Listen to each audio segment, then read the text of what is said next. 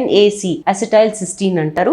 ఇది ఇన్ఫ్లమేషన్ అంటే infection rate తక్కువ చేయడం, ఇమ్యూనిటీ ఇంప్రూవ్ చేయడం, ఆక్సిడేటివ్ స్ట్రెస్ అనేది తగ్గించడం బాడీలో అనేది దీని రోల్. NAC న్యాచురల్ గా ఫుడ్ లో ఉండదు, సప్లిమెంట్స్ లాగానే తీసుకోవాలని చెప్తుంటారు. ఇన్సులిన్ రెసిస్టెన్స్ ఉన్నప్పుడు మెట్ఫార్మిన్ కన్నా బాగా పనిచేస్తుంది. దీనివల్ల ఫర్టిలిటీ అనేది ఇంప్రూవ్ అవుతుందని చాలా స్టడీస్ చెప్తున్నాయి. ఎలా అంటే ఓవులేషన్ ఇంప్రూవ్ చేయడం, అంటే అండం విడుదల అవ్వడం అనేది రెగ్యులర్ గా అవ్వడము, ప్రెగ్నెన్సీ రేట్స్ ఇంప్రూవ్ చేయడం, దీనివల్ల ఎగ్ క్వాలిటీ కూడా బాగుంటుందని చాలా మటుకు స్టడీస్ ఇప్పుడు బయటకు వస్తున్నాయి అనమాట. omega-3 ఫ్యాటీ యాసిడ్స్ గురించి కూడా కనుక్కోండి. EPA, DHA చాలా హెల్త్ బెనిఫిట్స్ ఉంటాయి వీటి వల్ల. ఇన్ఫ్లమేషన్ తగ్గడం అంటే ఇన్ఫెక్షన్ రేట్ తగ్గడము, ఇమ్యూనిటీ ఇంప్రూవ్ అవ్వడము, ఇది కాకుండా మీ హార్ట్ హెల్త్ కూడా చాలా బాగుంటుంది. దీనివల్ల పీరియడ్ సైకిల్స్ రెగ్యులరైజ్ అవ్వడము, androgen levels especially PCOS patients లో ఆండ్రోజన్ అనే హార్మోన్ ఎక్కువ ఉండడం వల్ల సంతానలేమి సమస్య కావచ్చు. సో ఆండ్రోజన్ లెవెల్స్ కూడా రెగ్యులరైజ్ చేయడానికి omega-3 ఫ్యాటీ యాసిడ్స్ చాలా హెల్ప్ చేస్తాయి.